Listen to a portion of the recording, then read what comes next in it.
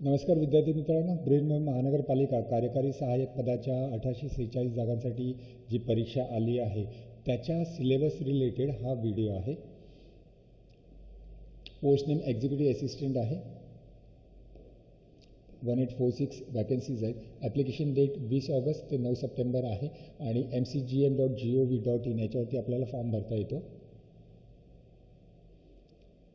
General संक्षिप्तमध्ये आहे. हा qualifications का आहे तर 10वी आणि पदवी पहिल्या प्रयत्नात, पण आय बिलीव्ह आता थोडंसं चेंज होणार आहे ते आणि नवीन नोटिफिकेशन येणार आहे याच्याबद्दल.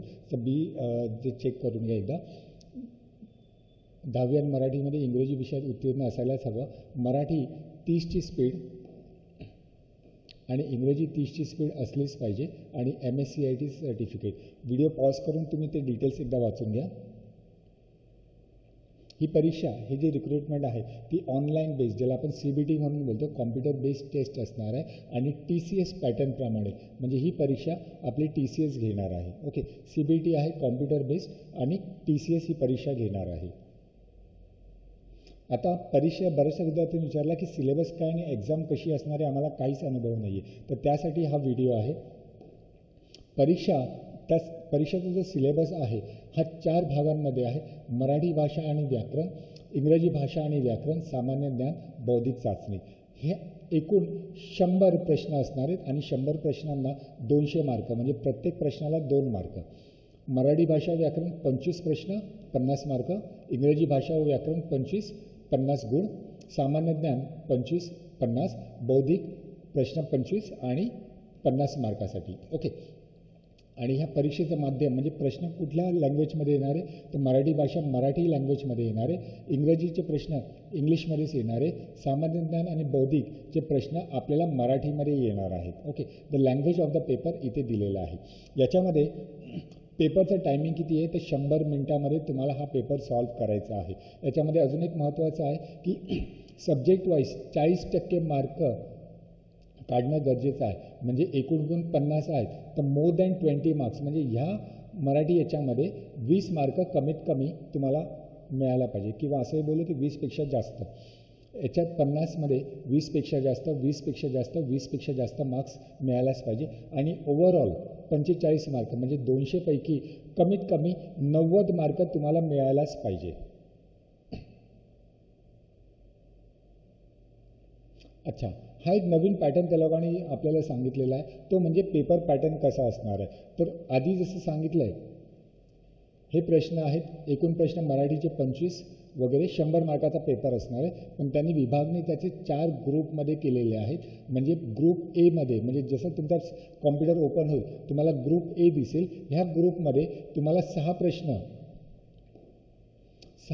मराठी, 6 प्रश्न इंग्लिश, 6 प्रश्न जनरल नॉलेज सामान्य ज्ञान रिलेटेड आहे आणि 7 प्रश्न बौद्धिक चाचणी बुद्धिमत्ता रिलेटेड प्रश्न असणार आहे. ज्याचे हे 25 प्रश्न 25 मिनिटासाठी असणार आहेत. म्हणजे याचा अर्थ 25 मिनिटं झाले की हा सेक्शन आपोआप बंद होतो आणि सेक्शन बी चालू होतो. सेक्शन बीमध्ये 6 प्रश्न जनरल नॉलेज 7, बौद्धिक 6. हे 25 प्रश्न 25 मिनिटासाठी तुमच्या समोर येणार आहेत. 25 मिनिटं झाले की हा सेक्शन बंद होतो, ग्रुप सी चालू होतो. हा सेक्शन, हे त्याचे मार्क्स आहेत आणि हा सेक्शन 25 मिनिटानंतर परत बंद होणार आणि ग्रुप डी हा प्रश्न पॅटर्न चालू होईल. ओके, अशा प्रकारे हे तुमचे मार्क्स ॲलोकेट केलेले आहेत. बरं, महत्त्वाचं म्हणजे एक्झाम पॅटर्न की कसा असतो. हा एक जनरल पॅटर्न आहे, डिक्टो असा येणार नाही, पण ऑलमोस्ट सिमिलर टू दिस असं तुमचा कॉम्प्युटरवरती पेपर येणार आहे. जसं मगाशी मी सांगितलं, तुमची परीक्षा CBT आहे, कॉम्प्युटर बेस्ड टेस्ट आहे. म्हणजे तुम्हाला कॉम्प्युटरसमोर बसायचं आहे. लॉग इन केल्यानंतर टाईम जी वेळ आहे त्या वेळेस सुरुवात झाल्यानंतर तुमच्यासमोर असा पॅटर्न येतो. काय पॅटर्न आहे, सेक्शन इथे असतात, section A, section B, section C आणि सेक्शन डी. सुरुवात झाल्या तुम्हाला पहिला प्रश्न येतो. इथे तुम्हाला दिसतं क्वेश्चन नंबर 1. ज्याचा हा जो प्रश्न आहे या प्रश्नाचे 4 ऑप्शन्स इथे दिलेले आहेत. तुम्हाला काय करायचं आहे की हा प्रश्नाचं उत्तर कुठलं आहे त्या उत्तरावरती इथे जे सर्कल दिसतोय तिथे तुम्हाला क्लिक करायचं आहे. क्लिक केल्यानंतर तुम्हाला इथे नेक्स्ट बटन दिसतो. नेक्स्ट केल्यानंतर तुम्ही दुसऱ्या प्रश्नाकडे जातात. आता इथे जो चार्ट दिसतोय याचा अर्थ तुम्ही आता इथे सर्कल आहे, याचा अर्थ तुम्ही ह्या प्रश्नावर आहे. नेक्स्ट केलं, तुम्ही हा प्रश्न सॉल्व्ह केला, क्लिक केला आणि पुढे जर गेलात तर तुम्हाला इथे दिसेल तुम्ही इथे आहात म्हणून. ओके, तर तुमचे एकूण 25 प्रश्न, ह्या 25 प्रश्नांमध्ये तुम्हाला कलर्स येतील.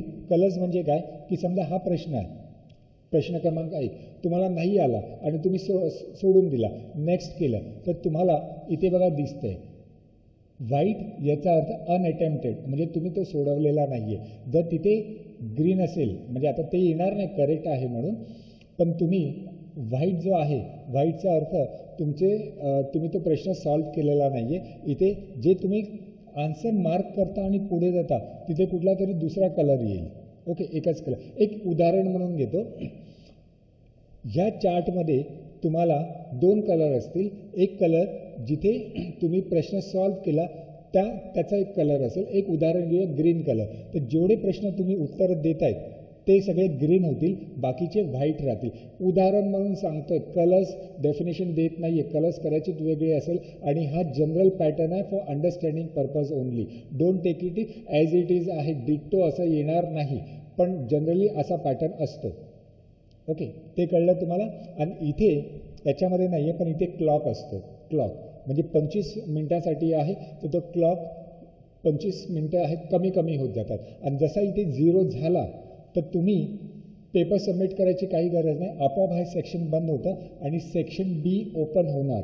सेक्शन बी असंच असतं, सॉल्व्ह करायचं नेक्स्ट, सॉल्व्ह करायचं नेक्स्ट. पण तुम्हाला आधीच्या प्रश्नावरती जर जायचं असेल, समजा तुम्ही 5व्या प्रश्नावरती आहात पण 4था प्रश्नाचं उत्तर तुम्हाला आठवलं तर इथे प्रिव्हियस म्हणून आहे, प्रिव्हियस बटन आहे म्हणजे तुम्ही आधी जाऊ शकता. किंवा जर तुम्हाला वाटेल अरे क्वेश्चन नंबर 1चं उत्तर मला आठवतं तर इथे डायरेक्टली क्लिक करून तुम्ही त्या 1 नंबरवरती जाऊ शकता आणि उत्तर देऊ शकता. पण जे काय तुम्हाला उत्तरं द्यायची आहेत ते 25 मिनिटाच्या आतमध्येच करावी लागणार आहेत. ओके, 25 मिनिटं झाले की हा जो सेक्शन आहे बी बंद होतो, नेक्स्ट सेक्शन सी ओपन होईल.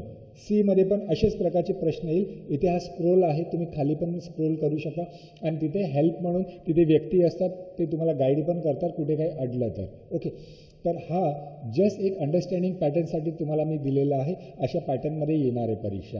हे सर्व विचार होतं की सर CBT कशी असते आणि कॉम्प्युटरवरती कशी उत्तरं द्यायचं, कसं कळणार आहे आम्हाला माहिती नाही, म्हणून हा एक अंडरस्टँडिंगसाठीच फक्त मी देतोय तुम्हाला. Okay, this is the way it will appear in your exam and there are 4 sections. Each section is for 25 minutes. आणि प्रश्न मगाशीच मी सांगितले होते, सेक्शन ए याच्यामध्ये हे 25 प्रश्न असणार आहेत सर्वांचे.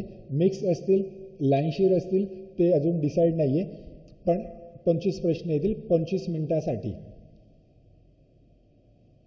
म्हणजे सेक्शन ए ओपन झाला तर इथे तुम्हाला 25 प्रश्न दिसतील आणि इथे वरती इथे क्लॉक असतो, त्याच्यामुळे तुम्ही किती वेळ बाकी आहे ते तुम्हाला कळतं. 25 मिनिटं झाल्या लगेच सेक्शन बी ओपन होईल. सेक्शन एमध्ये तुम्ही परत जाऊ शकत नाही.